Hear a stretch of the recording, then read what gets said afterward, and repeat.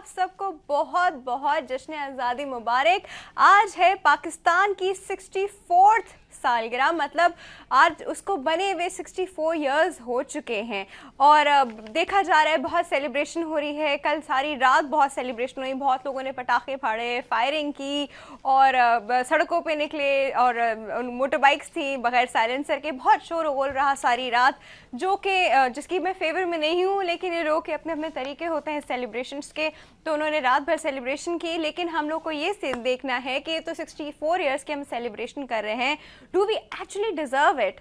اور یہ جو ہم سیلیبریشن کر رہے ہیں, اللہ کرے ہم ساری عمر کرتے رہیں اور بہت خوشی سے کریں اور ہر انسان کرے اور بغیر کسی کو نقصان پہنچائے کریں. کیونکہ رات میں جو اتنے کیسز مجھے پتہ چلے جو ہاسپٹلائز ہوئے ایئر فائرنگ سے, بہت سارے کیسز ہاسپٹلائز ہوئے, بہت سارے لوگوں کو گن شاٹس لگے, تیز رفتاری کی وجہ سے کار ایکسیڈنٹس ہوئے جن میں ایک میرے ہی جاننے والے کی بیٹے کی ڈیتھ ہوئی.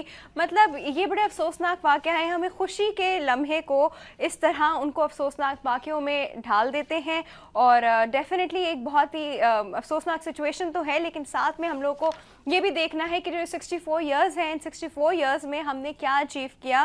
اگر ہم پاکستان کو ایک جو اسلامک اسٹیٹ ہے اور ایک اسلام کے نظریے میں اس کا قیام ہوا تھا, تو اگر ہم اس کو کمپیئر کریں باقی اسلامک اسٹیٹ سے جو ہمارے بعد قیام میں آئی, جس طرح ملیشیا ہو گیا, مطلب یہ اگر ان سے کمپیئر کریں تو ہم پروگریس میں کہاں اسٹینڈ کرتے ہیں, ہماری اکانومی کہاں اسٹینڈ کرتی ہے, ہماری یوتھ کس طرف جا رہی ہے. یہ وہ کویشچنز ہیں جو آج ہر ایک کے دماغ میں ہیں. ہر ایک یہی سوچ رہا ہے کہ ہمارا آگے کیا ہوگا. بہت دیکھا گیا ہے کہ ہم لوگ صرف یہ ایک دن بنا رہے ہیں اور یہ ایک دن بھی جو ہے اتنے جوش و خروش سے نہیں بن رہا جو کہ مجھے یاد ہے کہ ہمارے شاید بچپن میں بنتا تھا. ہم لوگ جھنڈیاں لگاتے تھے, جھنڈے لٹکاتے تھے, دیے جلاتے تھے باقاعدہ. آج کے دن میں دیگیں ہم لوگ دیتے تھے.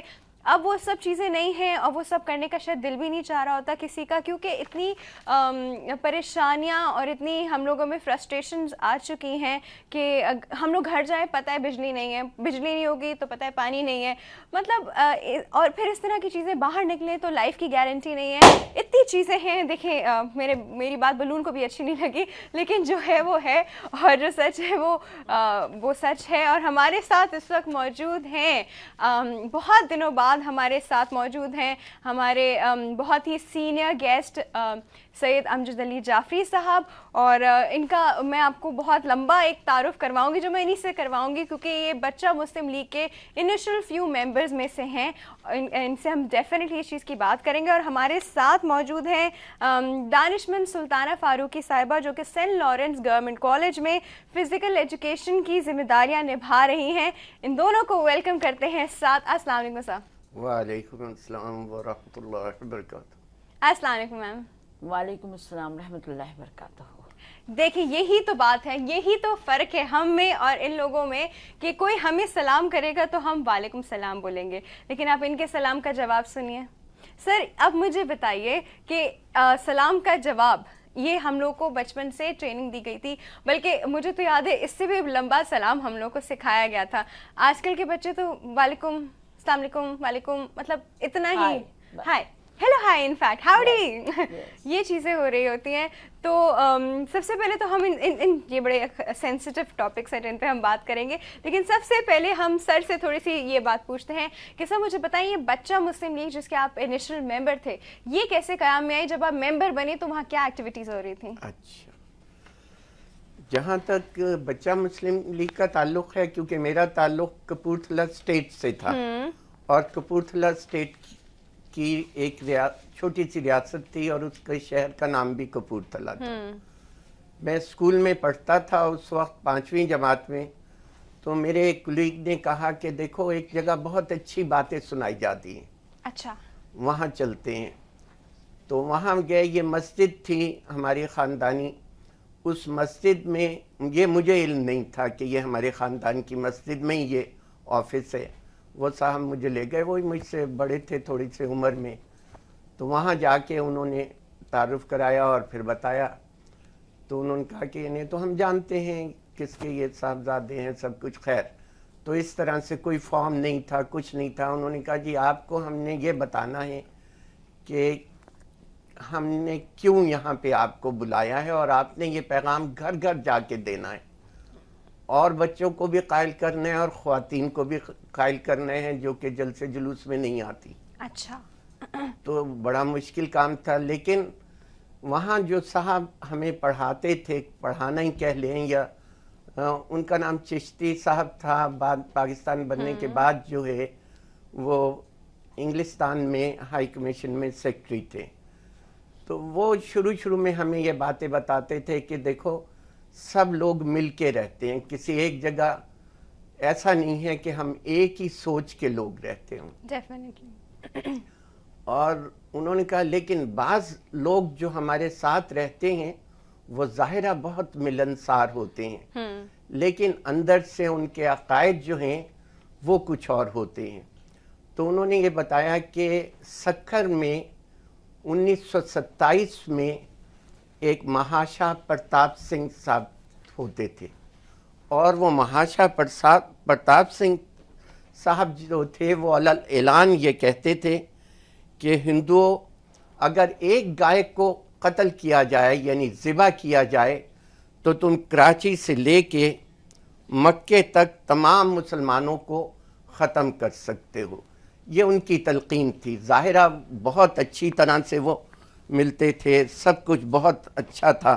ان کا کہنا یہ تھا کہ ہندو دھرم میں جانور کا گوشت کھانا منع ہے, لیکن تمہیں مسلمانوں کا خون پینا جائز ہے. صحیح.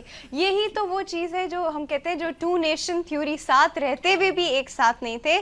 یہاں پہ بہت سارے لوگوں کو اب میں جب بات کرتی ہوں اس بارے میں تو یہ کانسیپٹ وہ کہتے ہیں کہ نہیں, پاکستان جو ہے وہ اسلام کے نام پہ نہیں بنا, یہ تو ایسے ہی ایک آپس کے تھوڑے ڈفرینسز تھے, اسلام اس چیز میں نہیں آتا. حالانکہ ایسی ہی شاید بات ہم لوگوں نے نہ پڑھی نہ سنی, اور بچپن سے ہم کچھ اور ہی سیکھتے آ رہے ہیں. دانش صاحب سے پوچھتے ہیں کہ آپ بتائیے ٹو نیشن تھیوری یہ اسلام کے نام پہ نہیں تھی؟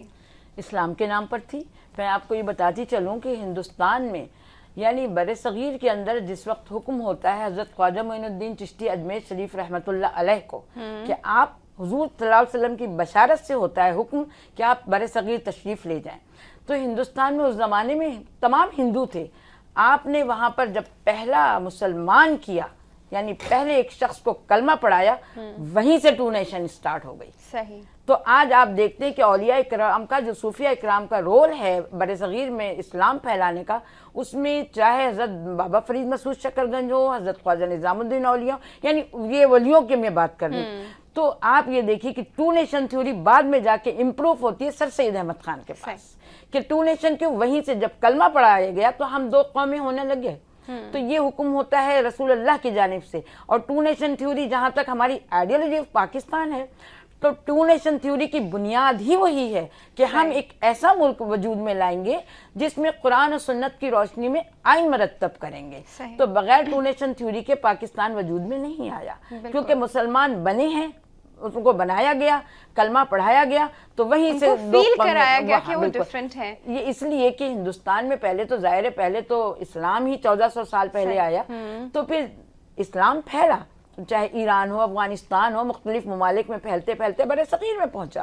جب بر صغیر میں پہنچا تو مسلمان تو جس دن, میں کہتی ہوں پاکستان اسی دن وجود میں آ گیا جس دن پہلا کلمہ پڑھا گیا. یہ الگ بات ہے کہ ہمیں اس کا شعور نہیں تھا. صحیح. اچھا سر, آپ سے ہمیں ضرور پوچھنا چاہوں گی, آپ تو ماشاءاللہ آپ نے وہ وقت بھی دیکھا ہے جب پاکستان کا قیام نہیں ہوا تھا, تو مجھے بتائیں کہ وہ کیسا ایک ڈفرینٹ انوائرمنٹ تھی, کیسا ہوتا تھا کہ مسلمان اور ریلیجنس جو ہیں وہ ساتھ رہتے تھے, تو مسلمان کس طرح سفر کرتے تھے اس وقت, کن چیزوں سے ان کو گزرنا پڑتا تھا, کیا مشکلات تھیں ان کے سامنے؟ میں ویسے کافی اس پہ پہلے تو میں بچہ ہی مسلم لیگ پہ لایا تھا لکھ کے کہ بھئی میں بتا دوں کہ کتنا زیادہ بتایا جاتا تھا, لیکن آپ نے سوال اب دوسرا کر لیا.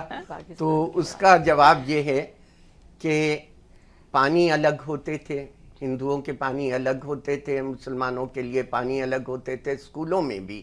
یہ کہاں, یہ پانی الگ الگ کہاں سے مطلب تھے؟ ان کے لیے لکھا ہوا ہوتا تھا, نہیں پانی وہی ہوتا تھا, کیونکہ وہ ان برتنوں میں وہ یہ سمجھتے تھے کہ جہاں مسلمان نے ہاتھ لگا دیا ہے تو وہ نجس ہو گیا ہے ان کے لیے, تو اس لیے ان کے لیے پانی کے برتن الگ الگ. اسی طرح سے کھانے میں بھی کینٹینز وغیرہ بھی جو ہیں وہ کچھ الگ الگ ہوتی تھی.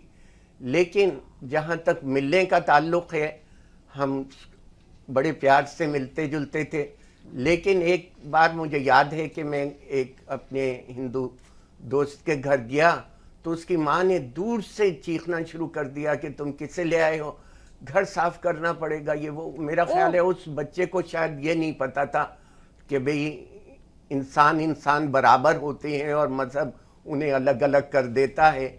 اور وہ بہت ہی پریشان ہوا کہ ماں میری کہہ رہی ہے اسے اندر نہیں آنے دو, اور جو ہے میں اسے لے آیا ہوں. اور اس نے مجھ سے مطلب معذرت کی. اتنا زیادہ ان کا ڈفرینشیٹنگ ایٹیٹیوڈ تھا مسلمانوں کے ساتھ, جیسے وہ کوئی غلاظت گھر میں لا رہے ہیں. بالکل اسی طرح سے جو ہے جہالت. بچہ مسلم لیگ میں کچھ اور بھی ہمیں تینوں چاروں مذاہب کی فلسفی بتائی پھر جاتی یہ تھی. فلسفی پہ ہم ابھی بات کرتے ہیں, وقت تو ایک چھوٹی سی بریک کا. ویورز کہیں مت جائے گا, we'll be right back.